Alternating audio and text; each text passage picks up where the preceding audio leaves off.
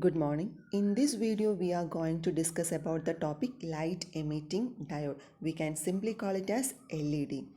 LED is a PN junction diode.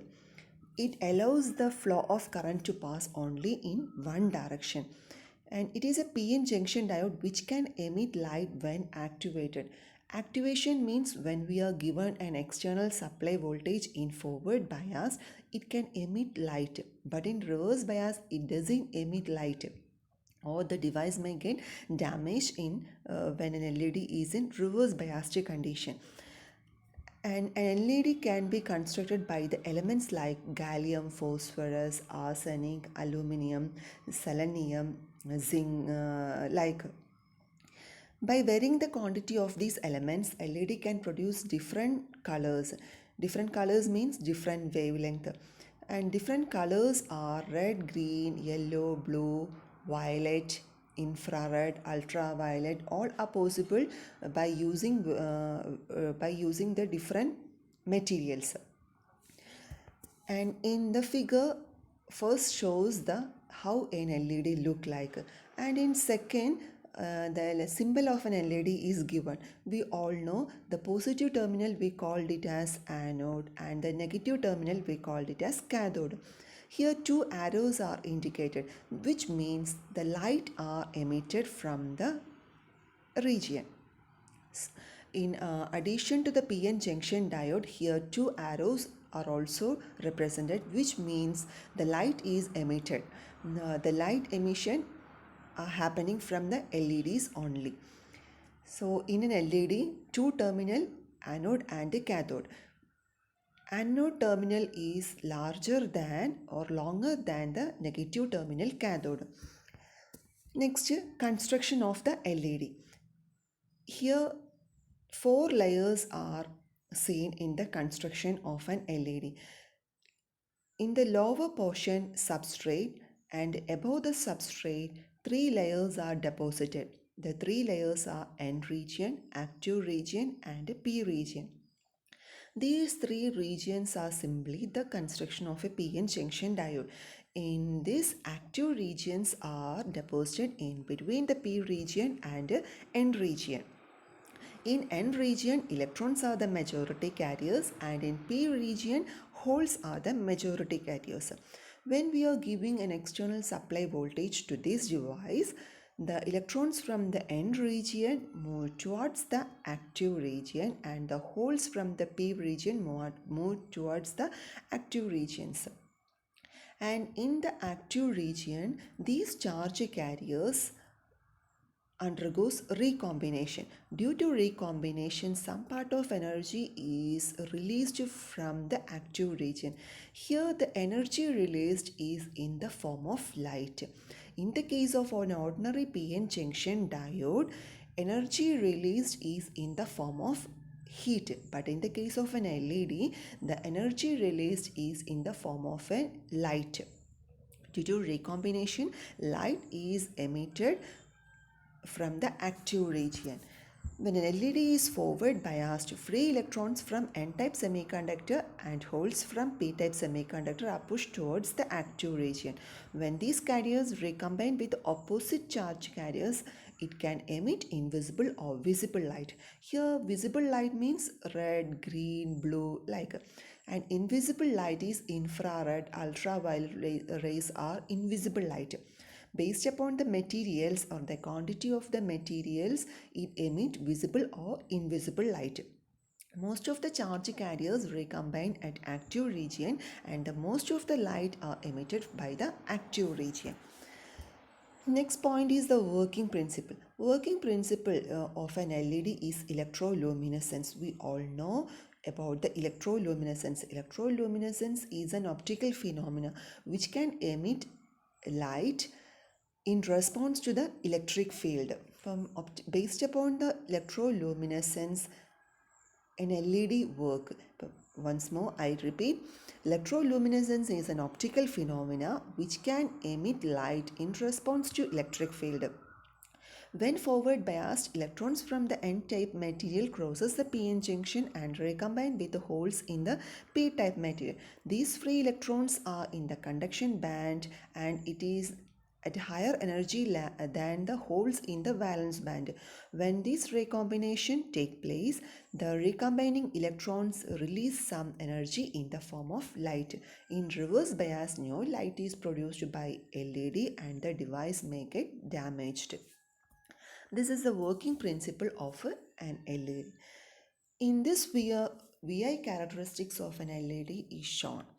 In VI characteristics, we all know forward voltage is represented in x-axis and in y-axis the forward current is represented.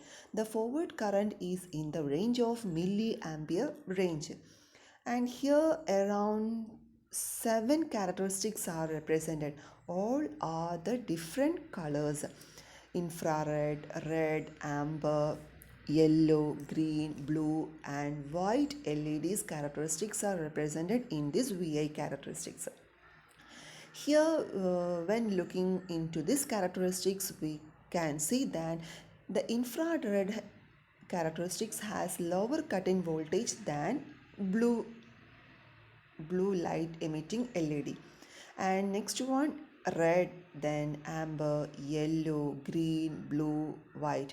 When we increase the forward voltage, we can see that here the forward current is increases. These characteristics are similar to the ordinary PN junction diode, but here based upon the light emitted from the LED, its forward characteristics are different. Difference means the cut-in voltage are different based upon the emission of the light or based upon the materials used for the constructions of this LED device. So here in this figure, 7 different VI characteristics or 7 different LEDs are represented.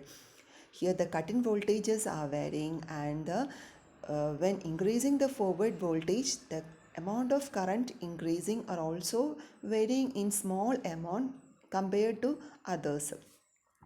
Let us move to the next point. Based upon the materials used for the constructions, different wavelength of this light are generated and different colors are generated from the LEDs.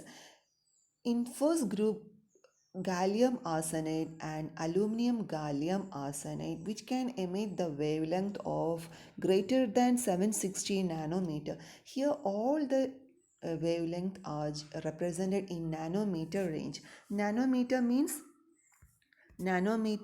means 10 raised to minus 9. Nanometer is 10 raised to minus 9. In nanometer range, the wavelength are represented. Here gallium arsenide and aluminum gallium arsenide can emit infrared light. And in second group, aluminum gallium arsenide phosphide, aluminum gallium indium phosphide and gallium phosphide. These group of materials can generate red light. Its wavelength varies from 610 nanometer to 760 nanometer.